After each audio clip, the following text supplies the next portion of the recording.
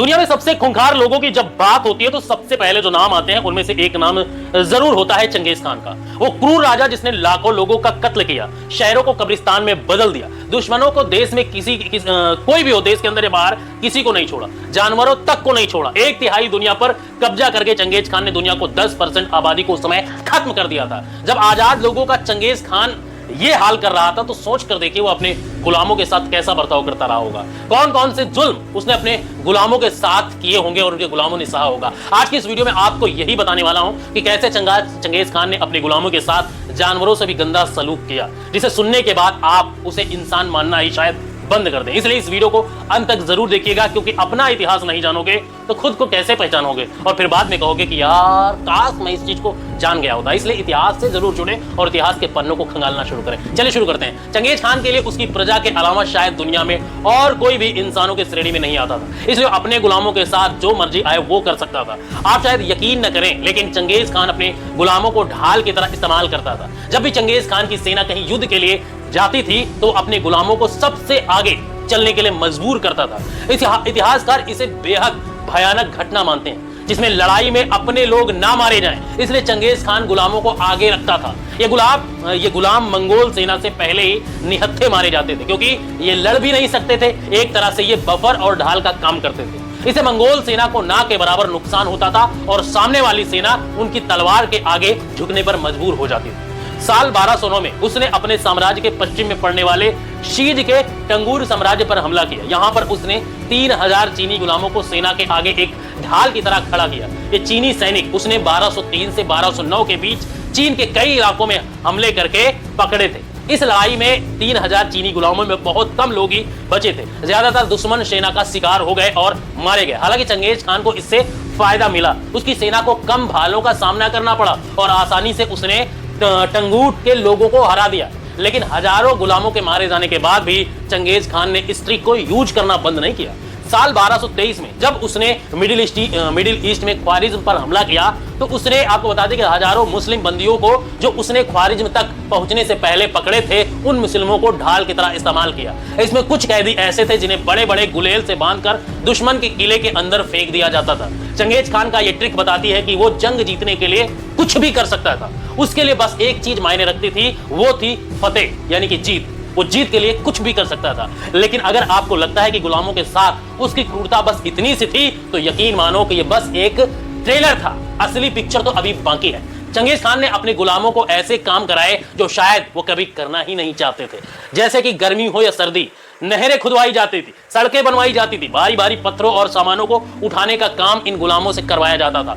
एक गुलाम कब सोता है, कब जागता है, कितना काम करता है, इसके लिए कोई नियम नहीं थे। यानी कि गुलाम दिन रात कोड़े खाने के साथ साथ काम करने को मजबूर थे। इन्हीं गुलामों की बदौलत चंगेज खान जंग लड़ने के साथ साथ अपने साम्राज्य को भी डेवलप कर पा रहा था। और यही वजह थी कि जिस जगह पर चंगेज खान जंग लड़ता था वहां के लोगों को गुलाम बनाकर लाता था, क्योंकि सिर्फ डेवलपमेंट और जंग में ढाल बनने के लिए इन गुलामों को यूज नहीं किया जाता था, बल्कि मंगोलों के लिए ये गुलाम एंटरटेनमेंट का भी बड़ा साधन थे।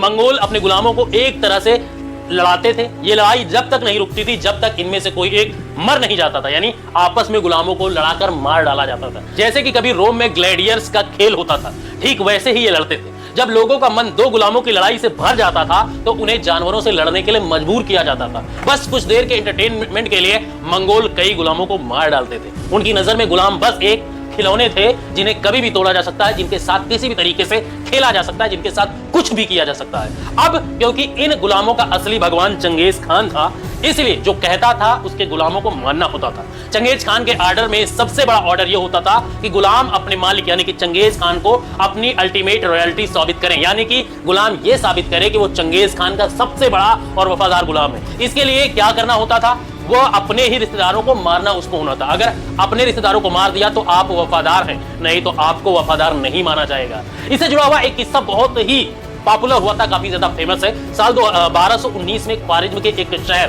ताराज की घेराबंदी की गई। ये घेराबंदी इसलिए की गई थी क्योंकि ख्वारिज्म में उसके कुछ दूतों की हत्या कर दी गई थी और इसके बाद गुस्से में चंगेज खान ने ख्वारिज्म साम्राज्य को तहस नहस कर दिया था। इसी कड़ी में आपको बता दें कि ताराज शहर पर कब्जा करने के बाद चंगेज खान ने यहाँ के गवर्नर के बेटे को पकड़ लिया। बेटे को मारने से पहले उसने कहा कि अगर वो अपने पिता को मार देगा तो वो उसे छोड़ देगा। हालांकि इसके बावजूद इस लड़के को उसने मार दिया।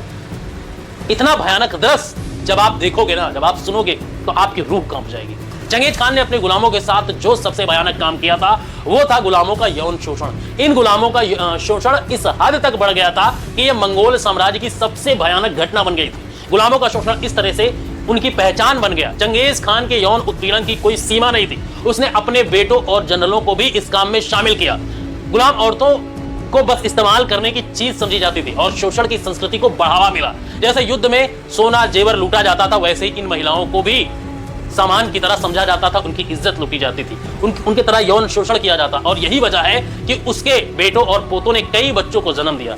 इन गुलाम औरतों से कई बच्चे पैदा हुए। इनमें से कुछ गुलाम राजकुमारों के खास थे, इसलिए कुछ को विरासत में चंगेज खान के साम्राज्य का हिस्सा भी मिला। इसमें सबसे बड़ा उदाहरण कुबलई खान। चंगेज खान के वारिसों में कुबलई खान को बेहद खूंखार माना जाता है और ये कुबलई खान टंगुट की राजकुमारी से पैदा हुआ था, जिसे अगवा किया गया था। उस राजकुमारी को अगवा करके लाया गया था। लेकिन इस तरह के उदाहरण बेहद ही कम हैं। चंगेज खान की उन गुलाम औरतों के साथ शोषण का लेवल एक जेनेटिक स्टडी में भी सामने आया है। इस स्टडी में पता चलता है कि दुनिया की 0.5% आबादी यानी कि लगभग 16 मिलियन आबादी के जीन मंगोलों के अंश से ही मिलते हैं।